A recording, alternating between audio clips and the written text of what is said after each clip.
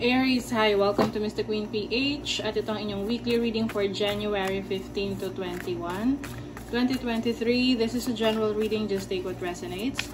Watch your Sun, Moon, Rising, Venus for other messages, and thank you sa lahat ng mga sumusuporta dito sa ating channel.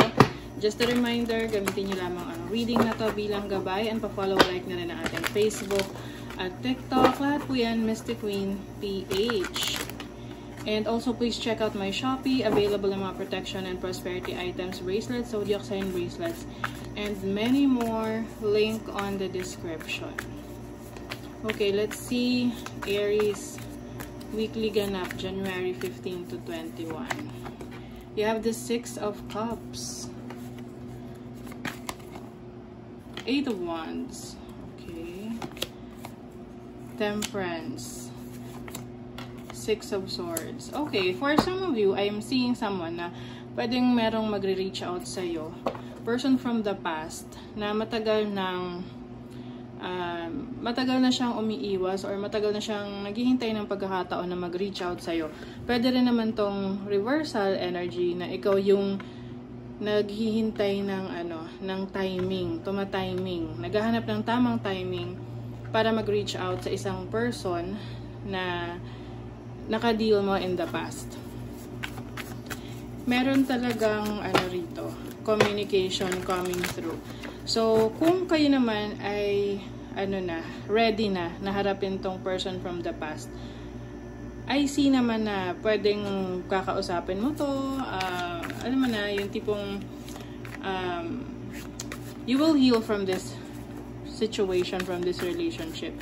But sa nakikita ko rito, hindi ka na, parang makikipag-ayos ka lang, but hindi mo na siya hayaang maging parte pa ng buhay mo. Parang gusto mo lang na magkaroon lang kayo ng closure. Oo.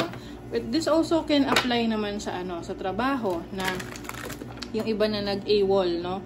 Umalis kayo sa trabaho nang hindi nagpapaalam or nagkakaroon ng clearance. So, yung iba sa inyo, babalikan niyo yung trabaho na yun kasi sayang din naman yung sayang din yung makukuha yung yung makukuha yung back pay or kung ano pang benefits, no, kapag nakapag-process kayo ng maayos na exit sa isang company. Okay? So, let's see what else.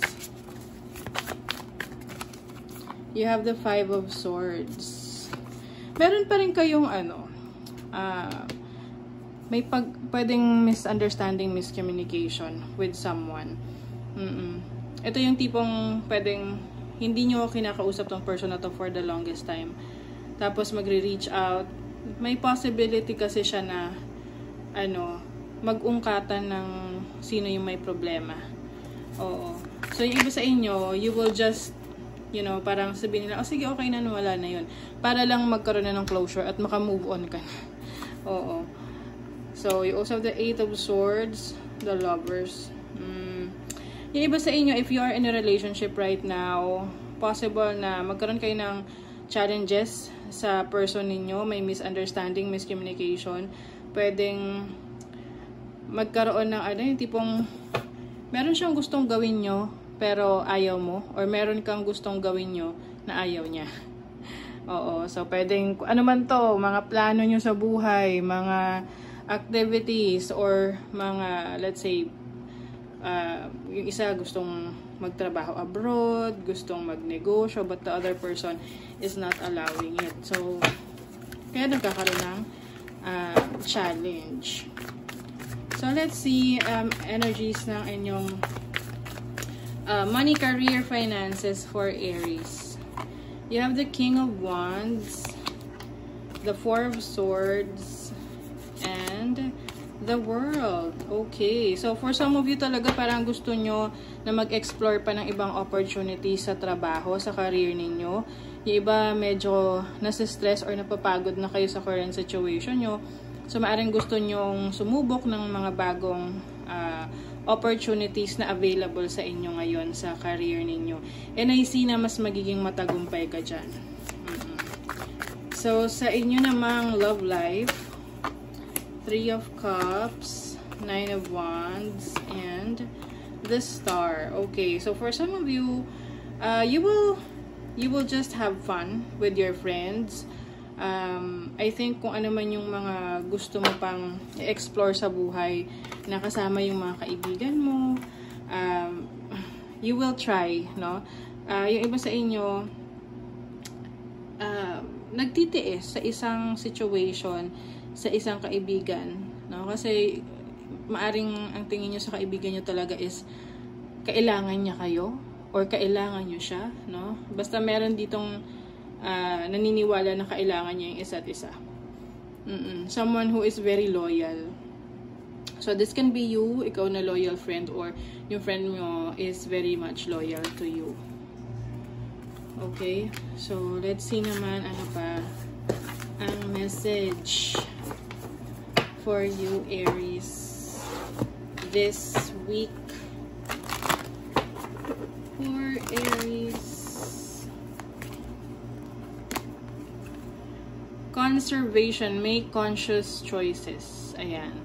So, conscious choices, ibig sabihin, aware ka sa mga decision making mo. Alam mo kung ano yung mga consequences, pros and cons ng mga decision mo. At paninindigan mo, ano man yung kahihinatnan ng magiging decision mo. Courage. O, ayan. Meron kang courage, lakas ng loob na lumaban, ipagpatuloy ang buhay kahit na merong mga challenges sa paligid mo. And this is the time also na, you know, to have faith na magkaroon ka ng pananalig sa'yo, sa sarili mo, na kaya mong malagpasan ang mga pagsubok na yan. And look at that, rewarding sa inyo kasi merong success. Just believe in yourself and dare to dream big. Ayan. So, importante rin na, dedicated ka, no? Motivated ka. Determinado ka na maging very successful dahil makukuha mo yung gusto mong mangyari, yung success na yan, makukuha mo yan as long as naniniwala ka sa sarili mong kakayanan. Kasi sino ba naman ang maniniwala sa atin? Number one is ourselves, yung sarili natin. Kailangan muna maniwala tayo sa kakayanan natin bago maniwala ang ibang tao sa atin. Okay? So, there you go. That is your reading, Aries. Kung nagustuhan nyo to, naka-resonate kayo, mag-comment kayo dyan, like, share, subscribe, para lagi kayong updated sa ating mga readings. Thank you so much, Aries. See you again.